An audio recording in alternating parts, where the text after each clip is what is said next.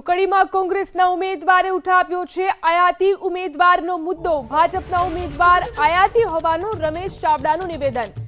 ગામનો તે કામનો, હું સ્થાનિક ઉમેદવાર છું, કહ્યું રમેશ ચાવડાએ। કડી બેઠક જીતવા કોંગ્રેસે એડી ચોટીનું જોર લગાવ્યું છે।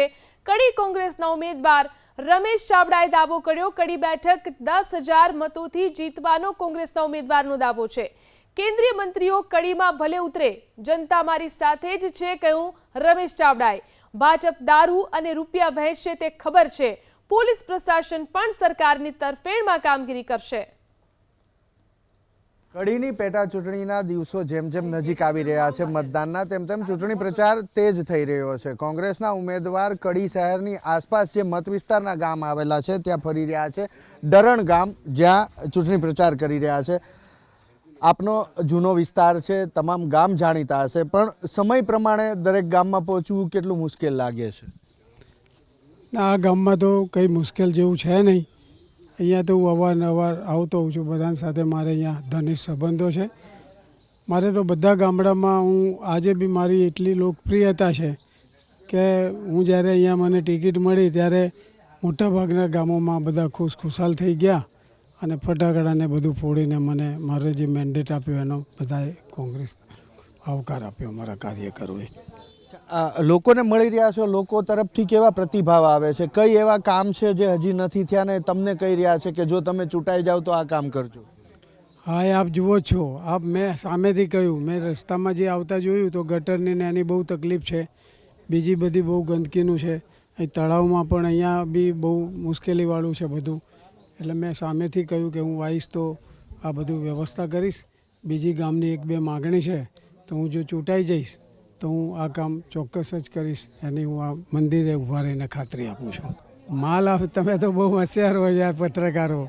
માલ એટલે છેલ્લી જે કતલની રાત હોય એના આગળના દિવસે અહીંયા લોકોને સ્વાર્થમાં પૈસા આપે, દારૂ આપે, બીજું કંઈ આપે, ખૂબ જ લાલચ આપે। ક્યાંક મકાન બનાવી દે, ક્યાંય બોર બનાવી દે, ક્યાંય આ કરી દે, બોલીને પાછા જતા રહે ને કરે બી નહીં। અત્યારે કહીને મત લઈ લે કે તમને આ ચૂંટણી પછી કરી દઈશું, પછી કરે બી નહીં। એટલે આ લોકોની પોલિસી છે।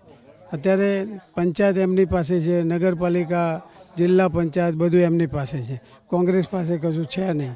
એટલે મશીનરી જે સરકારી મશીનરી છે એ તમામ સરકારી મશીનરીનો આ લોકો ઉપયોગ કરવાના।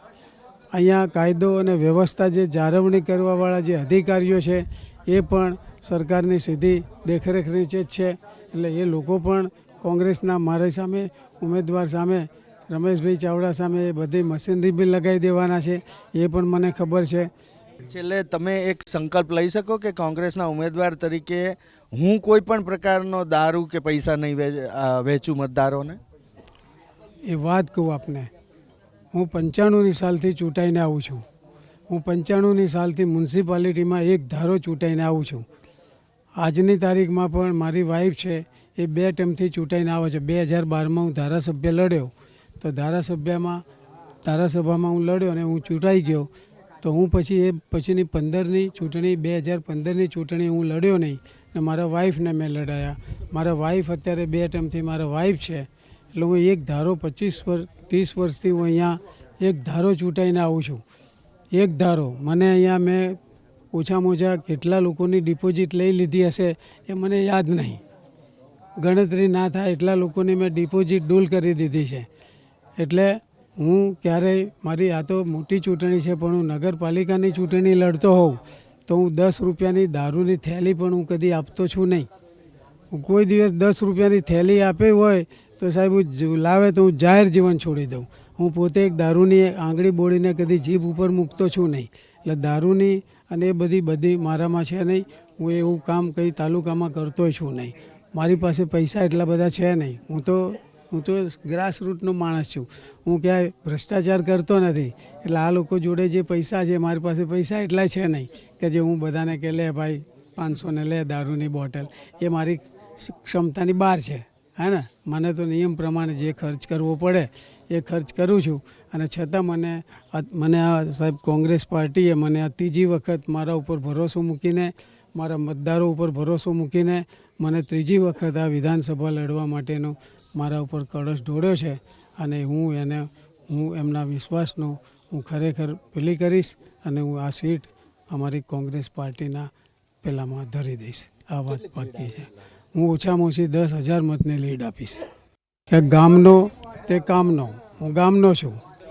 પહેલાં આયાતી છે, આયાતી જે હોય એ તો આયાતી જ રહેવાના. એ ગમે તેટલી અહીંયા મહેનત કરે કે ગમે તે કરે તો એ અહીંયા જે ગામનો છું, હું અહીં વતન મારું છે, બધાની સાથે હું બચપનથી. એ પણ કડી મત વિસ્તારના જ છે ને કે બહારથી? ના, કડી મત વિસ્તારના નથી, એ જોટાણા મત વિસ્તારના છે. જોટાણા કડીમાંથી મત વિસ્તારમાં નથી આવતું, એ અલગ જ છે. આખું જોટાણા મત વિસ્તાર કડીથી 25 કિલોમીટર દૂર છે જોટાણા.